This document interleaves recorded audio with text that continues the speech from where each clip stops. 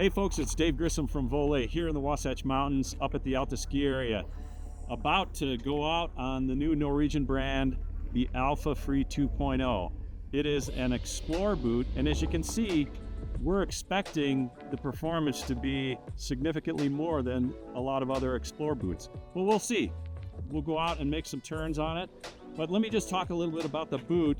As you can see, it has a plastic cuff with a AT boot walk mode, and it has a as you can see, it has a gaiter that has an internal lace-up liner, BOA system here for the lower part of the boot. What I've traditionally skied is the Pioneer Pro, which I love this boot on the Xplore system. I'm really excited to check this out to see how it performs.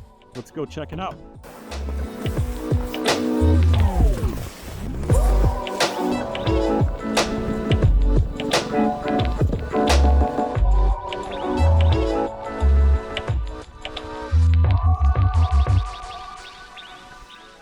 I want to give you my first impressions of the Alfa Free 2.0 boot. We're just outside the ski area, so the conditions are what I would call a punch crust, and there is some good snow on the northern aspects, but you can see from the skiing though that the Alfa Free 2.0 boot is legitimate.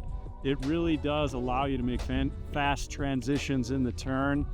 One thing I noticed is in order to get an edge, make sure there's a single BOA on the bottom of the boot.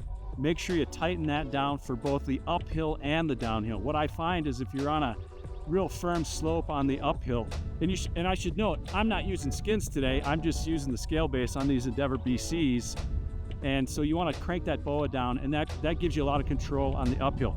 And I should also tell you, I tried the boot initially in a size 45, that's my typical size, but it was really too big, so I downsized one full size to a 44, and that made a huge difference. So we're going to keep skiing, we're going to get on some hard pack groomers, maybe a few more powder turns, and at the end of the day, we'll give you our impressions overall. I'm really impressed with the boot.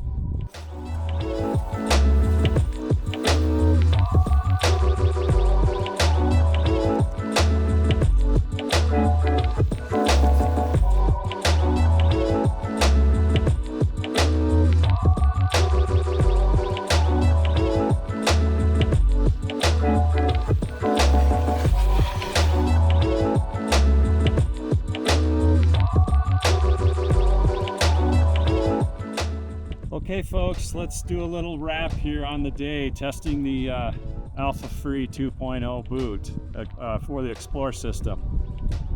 As you can see, some of the conditions we were in, we were on some groomer, we were also in more of a punch crust, and then there was also some soft snow. My impressions are that the boot is legit testing in those conditions.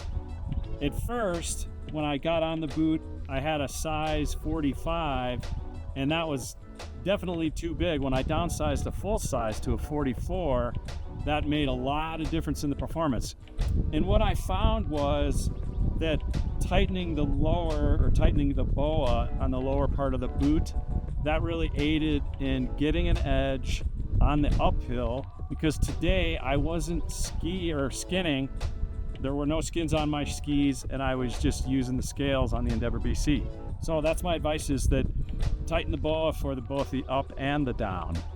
You know, I just wanted to kind of clarify the ski that I was using and a few other things or just one other thing with the Rottefella Xplore binding. First of all, using the Voile Endeavor BC, it's a 178, 84 millimeters underfoot, scale base.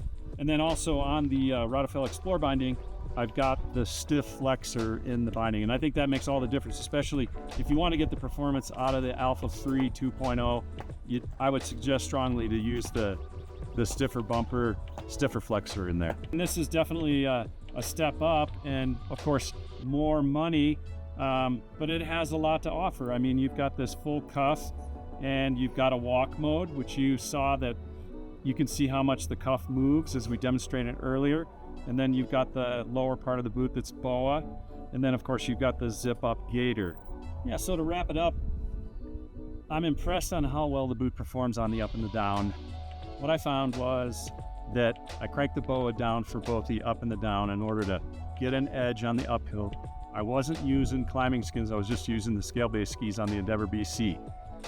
But I think the combination of the BOA, the locked cuff, the taller cuff really makes this a boot where a person is prioritizing the downhill turns.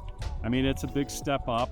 It's also, more money, of course, but I think that I'm convinced that it's worth the money based on the performance both up and down. So that's the Alfa Free 2.0. That's our first test. You let us know what you think in the comments if you've tried the boot. Thanks for checking it out.